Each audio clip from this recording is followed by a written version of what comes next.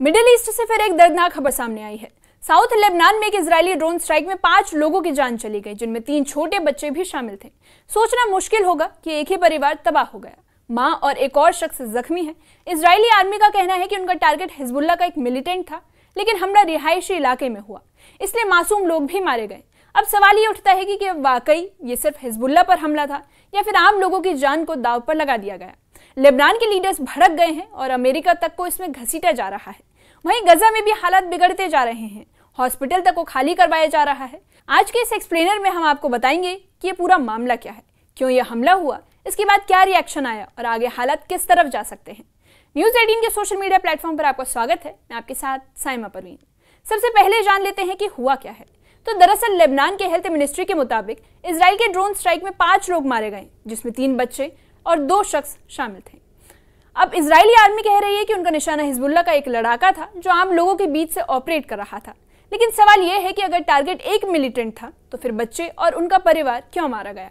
और यही वो चीज़ है जो स्ट्राइक को इतना कंट्रोवर्शियल बना रही है। तो सोचिए कि एक तरफ इजराइल कहता है कि वो सिर्फ आतंकियों को मारता है, लेकिन नतीजा ये निकल कर आ रहा है कि आम परिवार भी तबाह हो रहे हैं। और यही वजह है कि अब इस पर अंतर्राष्ट्रीय बहस छिड़ गई है। अब यहाँ एक और बड़ा पेच सामने आया है कि मारे गए लोगों की नागरिकता को लेकर। इसी बीच लेबनान के स्पीकर नबी बेरी का कहना है कि तीनों बच्चे और उनके पापा अमेरिकी नागरिक थे, मतलब अमेरिकी फैमिली एक स्ट्राइक की शिकार हुई है। लेकिन यूएस स्टेट डिपार्टमेंट ने कहा कि अभी तक ऐसा कोई भी कंफर्मेशन नहीं है कि ये लोग अमेरिकी नागरिक थे। उनका बस इतना ही कहना है कि सिचुएशन फ्लूइड है, यानी अभी तक साफ नहीं है। तो सोचिए कि अगर अमेरिकन नागरिक मारे गए तो ये मामला कितना भड़क जाएगा, क्योंकि अमेरिका खुद इजराइल का सबसे बड़ा सपोर्टर है और ऐसे में एक ही झटके में उसके रिलेशनशिप भी हिल सकती है। अब सवाल ये है कि ये स्ट्राइक हुआ क्यों। इजराइल का कहना है कि हिजबुल्लाह का मिलिटेंट वहीं से ऑपरेट कर रहा था। तो याद रखिए कि नवंबर में एक सीज फायर हुआ था इजराइल और हिजबुल्लाह के बीच। दोनों ने वादा किया था कि साउथ लेबनान में ना तो अटैक करेंगे और ना ही फोर्स रखेंगे। लेकिन हकीकत यह है कि इजराइल लगातार लेबनान के साउथ और ईस्ट हिस्सों पर स्ट्राइक कर रहा है। हिजबुल्लाह ने सीज फायर के बाद सिर्फ एक बार हमला मान लिया है, बाकी सब वो कहते हैं कि वो झूठ है। तो फिर सोचिए कि अगर हिजबुल्लाह शांत बैठा है तो इजराइल क्यों हमले कर रहा है। और यही वजह है कि लेबनानी लोग मानते हैं कि इजराइल सीज फायर का उल्लंघन कर रहा है। लेबनान के प्रेसिडेंट जोसेफ आउन और पीएम नवाज सलाम पहले से ही समझौते पर साइन कर चुके हैं कि धीरे धीरे हिजबुल्लाह को निशस्त्र किया जाए, मतलब हथियार छीन लेंगे। लेकिन जब इजरायली स्ट्राइक से हालत और बिगड़ गए हैं, हिजबुल्लाह का कहना है कि इजराइल रोज हमले कर रहा है, तो हम हथियार कैसे छोड़ दें। यानी उन नॉन डिसआर्मामेंट की पॉलिसी को यही स्ट्राइक जस्टिफाई कर रहा है। अब आपको बता दें कि स्ट्राइक ने इंटरनेशनल लेवल पर भी बवाल खड़ा कर दिया है। प्रेसिडेंट आउन अभी न्यूयॉर्क में हैं, यूएन जनरल असेंबली में हिस्सा लेने पहुंचे हैं। उन्होंने इस हमले की कड़ी निंदा की है और कहा कि इंटरनेशनल कम्युनिटी को इजराइल पर दबाव बनाना चाहिए। मतलब अब यह मामला यूएन तक पहुंच गया है।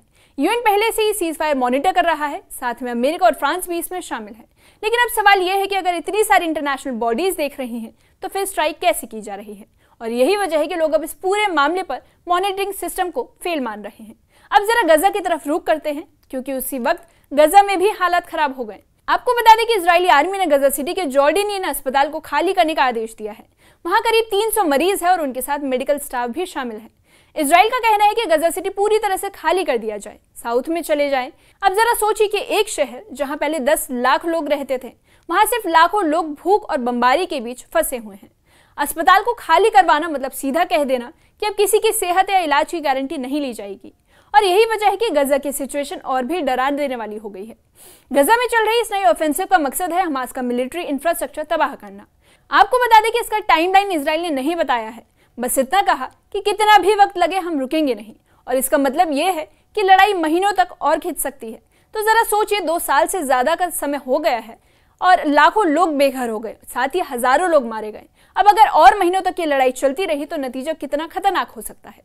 सीज फायर की उम्मीद और भी दूर नजर आती है। दुनिया भर के देश अब इस मसले पर बट गए हैं। ब्रिटेन, कनाडा और ऑस्ट्रेलिया ने आधिकारिक तौर पर फिलिस्तीन को मान्यता दे दी है। लगभग 150 देश ऐसा कर चुके हैं। फ्रांस भी एक मान्यता देने को तैयार है। पेरिस के मशहूर एफिल टावर पर फिलिस्तीन और इजराइल दोनों के झंडे प्रोजेक्ट किए गए, शांति का संदेश भी दिया गया। लेकिन सबसे बड़ा अड़ंगा अमेरिका है। अमेरिका साफ कह रहा है कि वो फिलिस्तीन को मान्यता नहीं देगा और जब तक अमेरिका ऐसा कहेगा, इजराइल को भी 2 स्टेट सॉल्यूशन पर दबाव नहीं देना पड़ेगा। आपको बता दें कि इटली में लोगों ने गाजा के समर्थन में हड़ताल भी किया है। ट्रांसपोर्ट, ट्रेन, स्कूल और बंदरगाह सब कुछ ठप पड़ा है। वहां के यूनियंस का कहना है कि इटली और ईयू सरकारें हाथ पर हाथ धरे बैठी है, जबकि गजा के लोग मर रहे हैं। यही नहीं, इटली के एक पोर्ट से इजराइल को जाने वाले एक्सप्लोसिव्स वाले कंटेंट को भी रोक दिया गया। मतलब साफ है कि अब यूरोप के कई देश खुलकर इजराइल के खिलाफ खड़े हो गए हैं। अब आप सोचेंगे कि अमेरिका की पोजीशन क्या है, तो अमेरिका अभी भी इजराइल के साथ खड़ा है। लेकिन अगर ये साबित हो गए कि लेबनान में मरे हुए बच्चे अमेरिकी नागरिक थे, तो मामला बहुत पेचीदा हो जाएगा। अमेरिका एक तरफ अपने नागरिकों की मौत पर चुप नहीं रह सकता, वहीं दूसरी तरफ इजराइल को सपोर्ट नहीं छोड़ सकता। और यही वजह है कि अमेरिका फ्लूइड सिचुएशन कहकर बचना चाहता है, लेकिन लंबे वक्त तक ये गोलमोल नहीं चलेगा। असल में पूरी लड़ाई एक डोमिनो इफेक्ट की है। इजराइल लेबनान पर हमला करता है, हिजबुल गुस्सा होता है और हथियार छोड़ने से इनकार कर देता है। गजा में हमले होते हैं, दुनिया फिलिस्तीन का सपोर्ट करना शुरू कर देती है। यूरोप के देश इजराइल के खिलाफ खड़े हो जाते हैं और इससे अमेरिका पर दबाव बढ़ जाता है। यानी मतलब यह है कि हर जगह से हालात एक दूसरे को बिगाड़ रहे हैं और यही वजह है कि इसे अब सिर्फ लोकल कॉन्फ्लिक्ट नहीं कहा जा सकता। ये पूरी दुनिया की राजनीति में सेंटर स्टेज पर आ चुका है। अब सवाल यह है कि इसका हल क्या है। अब सभी का कहना है कि 2 स्टेट सॉल्यूशन यानी इजराइल और फिलिस्तीन दोनों को अलग अलग देश मान लेना चाहिए। लेकिन दिक्कत यह है कि अमेरिका और इजराइल इसके खिलाफ है। पीएम नेतन्याहू ने धमकी भी दे दी है कि वो वेस्ट बैंक को एनेक्स कर सकते हैं अगर दबाव बढ़ा। तो आप जरा सोचिए कि जहां दुनिया शांति चाहती है, वहीं इजराइल और अमेरिका एकदम उल्टी दिशा में जा रहे हैं। और यही वजह है कि 2 स्टेट सॉल्यूशन अब भी एक सपना बना हुआ है। आपको बता दें कि एक तरफ देश की इकोनॉमी पहले से ही डूब रही है, तो वहीं दूसरी तरफ रोज रोज हमले हो रहे हैं, लाखों लोग बेघर हो रहे हैं, हजारों लोग पलायन कर रहे हैं और ऊपर से पॉलिटिकल दबाव की वजह से हिजबुल्ला को हथियार छोड़ना पड़ेगा। लेकिन इजराइल के हमले ये असंभव बता रहे हैं। तो मतलब साफ है कि लेबनान एक तरफ से नो मैन्स लैंड बनता जा रहा है, जहां ना सरकार पूरी तरह से कंट्रोल कर पा रही है और ना ही लोग सुरक्षित महसूस कर रहे हैं। तो कुल मिलाकर इजराइल का कहना है कि उसने एक आतंकी को टारगेट किया, लेकिन नतीजा ये हुआ कि बच्चों और परिवारों की भी जान गई। लेबनान ने इसका गुस्सा इंटरनेशनल प्लेटफॉर्म्स पर निकाल रहा है। अमेरिका, फ्रांस, यूएन सब इसमें फंसे हुए हैं। गाजा में हालात और बिगड़ रहे हैं। यूरोप धीरे धीरे इजराइल के खिलाफ खड़ा हो रहा है और इसे पूरे माहौल में शांति नाम की चीज दूर खिसकती जा रही है। इस मामले पर आप क्या सोचते हैं, कमेंट सेक्शन में कमेंट करके बताइए।